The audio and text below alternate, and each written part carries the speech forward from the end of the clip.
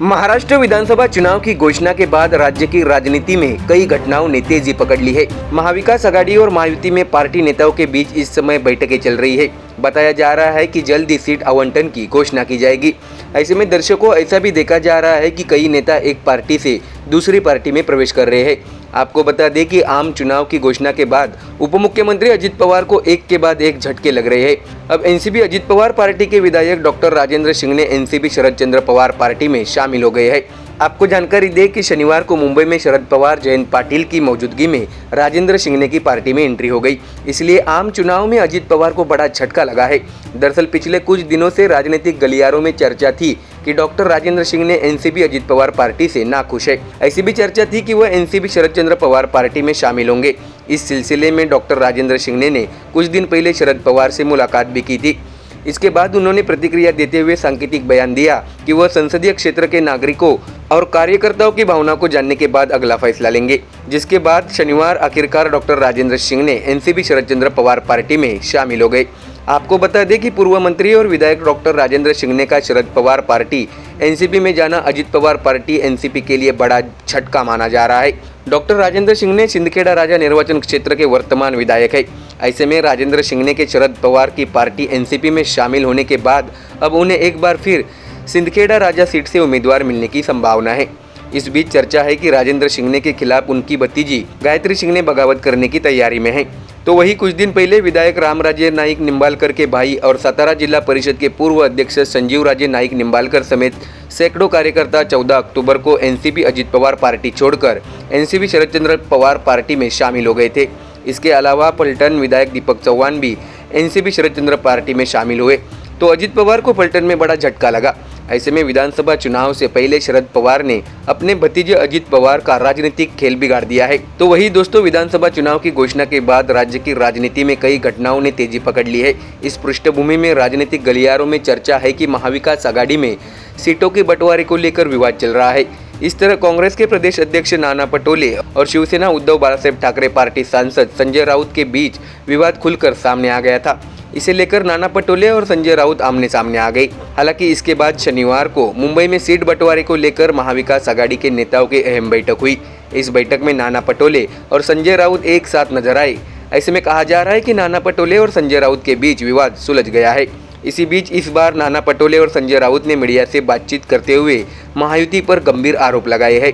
संजय राउत ने गंभीर आरोप लगाया है कि राज्य के हर निर्वाचन क्षेत्र में 10,000 वोटों से छेड़छाड़ की जा रही है और बीजेपी के प्रदेश अध्यक्ष चंद्रशेखर बावनकुले इस साजिश के मास्टरमाइंड है। साथ ही नाना पटोले ने आरोप लगाया कि महाराष्ट्र के मतदाताओं के नाम काटे जा रहे हैं और दूसरे राज्यों के लोगों के नाम जोड़े जा रहे हैं। संजय राउत ने यह भी चेतावनी दी कि अगर समय मिला तो हम चुनाव आयोग के खिलाफ एक बड़ा मार्च निकालेंगे। तो देखा दोस्तों, जैसे जैसे महाराष्ट्र का विधानसभा चुनाव नजदीक आ रहा है, अंदरूनी वाद विवाद और दल बदल पर राजनीतिक खेल जारी हो चुका है। ऐसे में देखना यह होगा कि आखिर महाराष्ट्र की गद्दी पर कौन सी पार्टी विराजमान होती है। Bureau report, MDR news. विधानसभा चुनाव के लिए शिवसेना, बीजेपी और एनसीपी महायुति गठबंधन में सीटों के बंटवारे की घोषणा अभी नहीं हुई है। शुक्रवार को देर रात दिल्ली में केंद्रीय गृह मंत्री अमित शाह की मौजूदगी में मुख्यमंत्री एकनाथ शिंदे, उप मुख्यमंत्री देवेंद्र फडणवीस और अजित पवार की मुलाकात हुई है। आपको बता दें कि खबर है कि सीट आवंटन का फॉर्मूला अब तय हो गया है, लेकिन इस मुलाकात की अंदरूनी खबर सूत्रों ने दी है। दोस्तों, आपको बता दें कि केंद्रीय गृह मंत्री अमित शाह ने कथित तौर पर अजित पवार से अतिरिक्त सीटों पर अपनी जिद छोड़ने का अनुरोध किया है। 4 लोगों ने करीब 2.5 घंटे तक चर्चा की। इस समय खबर है कि महायुति के सीट आवंटन पर अंतिम फैसला हो चुका है। बीजेपी के 155 विधानसभा सीटों पर चुनाव लड़ने की संभावना है। बताया जा रहा है कि एकनाथ शिंदे की शिवसेना 78 सीटों पर चुनाव लड़ेगी, जबकि अजित पवार की एनसीपी 55 सीटों पर चुनाव लड़ेगी। इसलिए मित्र पक्ष को उनके लिए सीट अपने अपने कोटे से खाली करनी होगी। आपको बता दें कि इस बीच दिल्ली में बैठक के बाद नासिक आए अजित पवार ने त्र्यंबकेश्वर का दौरा किया। दिल्ली के दौरे के बाद कई लोगों ने देवदर्शन को जोड़ने की कोशिश की, लेकिन पत्रकारों से बातचीत के दौरान उन्होंने कहा है कि सब कुछ ठीक चल रहा है।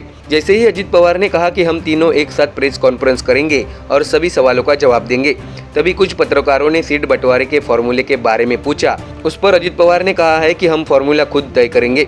अजित पवार ने यह भी बताया कि अभी सभी सीटों का फॉर्म भरने के बाद आवंटन किया जाएगा। तो वहीं ये भी बताया जा रहा है कि एकनाथ शिंदे की शिवसेना मुंबई में 15 सीटों पर चुनाव लड़ेगी। इनमें मालाड वेस्ट, मागाटने, दिंडोशी, चांदिवली, जोगेश्वरी ईस्ट, अंधेरी ईस्ट, भांडुप वेस्ट, विक्रोली, कुर्ला के साथ कलीना, चेंबूर, अनुशक्ति नगर, बायकला, वर्ली, शिवडी, माहिम, धारावी ये विधानसभा क्षेत्र शामिल है। विधानसभा चुनाव की घोषणा से पहले ही शिवसेना ने 17 निर्वाचन क्षेत्रों में पर्यवेक्षकों की नियुक्ति कर दी थी। अभी यह स्पष्ट नहीं है कि इनमें से कौन सी सीट शिंदे को मिलेगी। दरअसल आपको जानकारी दे कि मुंबई में विधानसभा चुनाव की 36 सीटें हैं। इनमें से आधी सीटों पर बीजेपी चुनाव लड़ेगी। शिवसेना ने मुंबई के 17 निर्वाचन क्षेत्रों में निरीक्षकों की नियुक्ति की थी। अब संकेत है कि इनमें से 15 सीटों पर शिंदे गुट के उम्मीदवार बनाए जाएंगे। तो वहीं राजधानी दिल्ली में केंद्रीय गृह मंत्री अमित शाह की मौजूदगी में देर रात मुख्यमंत्री एकनाथ शिंदे, उप मुख्यमंत्री देवेंद्र फडणवीस और अजित पवार की मुलाकात हुई। चारों ने करीब 2.5 घंटे तक चर्चा की। इस समय खबर है कि महायुति के सीट के आवंटन पर अंतिम फैसला हो चुका है। अब महायुति के 3 प्रमुख नेता महाराष्ट्र में संयुक्त सीट बंटवारे की घोषणा करने जा रहे हैं। इस बीच पिछले चुनाव में भाजपा से बगावत कर निर्दलीय चुनाव लड़ने वाली गीता जैन ने भाजपा के गढ़ मीरा भाईंदर विधानसभा क्षेत्र में जीत हासिल की। इस साल यहां से टिकट पाने के लिए बीजेपी और शिवसेना में होड़ मची हुई है। इसलिए इस बात को लेकर काफी उत्सुकता है कि यह सीट किस पार्टी को मिलेगी और किसे नामांकन मिलेगा। ऐसे में महायुति गठबंधन में दावेदारों की धमक बढ़ गई है। 2014 में केंद्र में सत्ता हस्तांतरण के बाद मीरा भाईंदर में राजनीतिक माहौल बदल गया। 2014 के विधानसभा चुनाव में बीजेपी के नरेंद्र मेहता निर्वाचित हुए थे। 2017 के नगर निगम चुनाव में बीजेपी ने अकेले दम पर सत्ता हासिल की थी। तो वही 2019 के विधानसभा चुनाव में बीजेपी की गीता जैन बगावत कर निर्दलीय चुन गई। उन्होंने मेहता से नाराज बीजेपी कार्यकर्ताओं के दम पर जीत हासिल की थी। आपको बता दें कि गीता जैन जो वर्तमान में निर्दलीय है, वह शिवसेना में शामिल हो गई थी। इसलिए इस सीट पर बीजेपी और शिवसेना भी दावा कर रही है। ऐसे में देखना होगा कि आने वाला महाराष्ट्र विधानसभा चुनाव महायुति गठबंधन के लिए कैसा साबित होता है और क्या फिर से महायुति अपनी सत्ता बचाने में सफल होती है या फिर महाविकास आघाड़ी कुछ बड़ा खेल करती है, ये देखना होगा। Bureau report MDR news. Maharashtra विधानसभा चुनाव के मौके पर जहां एक और राज्य में सियासी माहौल गर्म है, वहीं दूसरी ओर शिवसेना उद्धव बालासाहेब ठाकरे पार्टी सांसद प्रियंका चतुर्वेदी का एक वीडियो वायरल हो गया है। हालांकि यह निश्चित नहीं है कि यह वीडियो वास्तव में कब का है, लेकिन बातचीत से यह स्पष्ट होता है कि यह लोकसभा चुनाव नतीजों के बाद का है। हालांकि उससे भी ज्यादा चर्चा इस वीडियो में प्रधानमंत्री नरेंद्र मोदी को लेकर दिए गए प्रियंका चतुर्वेदी के बयान की हो रही है। दर्शकों, आपको बता दें कि महाराष्ट्र में विधानसभा चुनाव के मौके पर बड़े आयोजन चल रहे हैं। ऐसे में शिवसेना उद्धव बालासाहेब ठाकरे पार्टी सांसद प्रियंका चतुर्वेदी का प्रधानमंत्री नरेंद्र मोदी की तारीफ करना चर्चा का विषय बन गया है। यह वीडियो एक इंटरव्यू का है जिसमें प्रियंका चतुर्वेदी का पसंदीदा राजनेता कौन है, ऐसा प्रश्न पूछा गया। इसका जवाब देते वक्त प्रियंका चतुर्वेदी कुछ पल के लिए सोचती नजर आई, लेकिन तुरंत ही उन्होंने सीधे प्रधानमंत्री नरेंद्र मोदी का नाम ले लिया।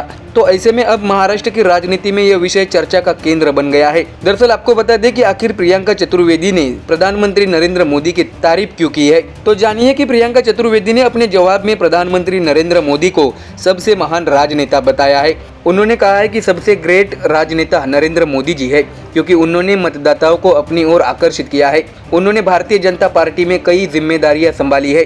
प्रियंका चतुर्वेदी ने ऐसा भी कहा है, तो उनमें वह गुण अवश्य होना चाहिए। बहुत सारे युवा महिला मतदाता उनसे प्रभावित हुए हैं। यह ठीक है कि उन्हें लोकसभा चुनाव में कम सीटें मिली, लेकिन यह कहना मूर्खता होगी कि उनमें कुछ भी उल्लेखनीय नहीं है। यह सच है कि उनका तीसरा कार्यकाल बहुमत में नहीं है। हम इस बारे में बात कर सकते हैं कि उनका प्रभाव कैसे कम हो रहा है, लेकिन वह बीजेपी को उस मुकाम पर ले गए हैं जहां वह अपने दम पर स्पष्ट बहुमत के साथ देश की सबसे बड़ी पार्टी बन गई, ऐसा प्रियंका चतुर्वेदी ने कहा है। उन्होंने बताया कि हमें स्वीकार करना चाहिए कि मोदी की लहर थी। दर्शकों, आपको बता दें कि इस बीच प्रियंका चतुर्वेदी के इस बयान पर कांग्रेस की ओर से पलटवार हुआ है। कांग्रेस प्रदेश अध्यक्ष नाना पटोले ने अपनी इस पर प्रतिक्रिया दी है। उन्होंने कहा है कि प्रत्येक पार्टी के अपने अधिकार होते हैं, वे स्वतंत्र दल है। यह उनके पार्टी का सवाल है कि उन्हें किसकी सराहना करनी चाहिए या नहीं करनी चाहिए, ऐसा नाना पटोले ने प्रियंका चतुर्वेदी के मोदी पर दिए गए बयान पर अपनी राय रखी है। तो वही दर्शकों, आपको ये भी जानकारी दे कि प्रियंका चतुर्वेदी ने अपना राजनीतिक सफर 2010 में कांग्रेस से शुरू किया था। तो वही 2010 में वह यूथ कांग्रेस की महासचिव भी बनी। इसके साथ ही वह 2019 में शिवसेना पार्टी में शामिल हो गई। उन्होंने उत्तर प्रदेश कांग्रेस कमेटी द्वारा उनके साथ दुर्व्यवहार के बाद पार्टी से निलंबित कर दिए गए कुछ कार्यकर्ताओं को फिर से पार्टी में शामिल करने के बाद कांग्रेस पार्टी से नाराज होकर पार्टी का साथ छोड़ा था। इसके साथ ही 2021 में शिवसेना में विभाजन के बाद उन्होंने उद्धव ठाकरे गुट के साथ रहना ही पसंद किया। तो वही दर्शकों, आपको ये भी जानकारी दे कि विधानसभा चुनाव के चलते आज कांग्रेस चुनाव समिति की बैठक हुई है, जिसकी पृष्ठभूमि में नाना पटोले ने मीडिया प्रतिनिधियों से बातचीत की। इस दौरान जब उनसे महाविकास आघाड़ी गठबंधन के लंबित सीट आवंटन के बारे में पूछा गया तो उन्होंने कहा कि सीट आवंटन की घोषणा कल यानी 22 अक्टूबर को की जाएगी। महाविकास आघाड़ी की पहली लिस्ट कल जारी की जाएगी। हम तीनों मिलकर कल शाम को सूची की घोषणा करेंगे, ऐसा नाना पटोले ने कहा है। तो वही भारतीय जनता पार्टी ने आगामी विधानसभा चुनाव के लिए 99 उम्मीदवारों की पहली सूची की घोषणा कर दी है। लेकिन जहां अभी तक महाविकास आघाड़ी के सीट आवंटन की घोषणा नहीं की गई है, वही बीजेपी ने पहले ही अपनी पहली सूची की घोषणा कर दी है, जिससे राजनीतिक हलकों में कई सारी बातें शुरू हो चुकी है। ऐसे में देखना होगा कि आने वाला महाराष्ट्र विधानसभा चुनाव किस पार्टी के लिए खुशी और किस पार्टी के लिए नाराजगी लेकर आता है। Bureau report MDR news.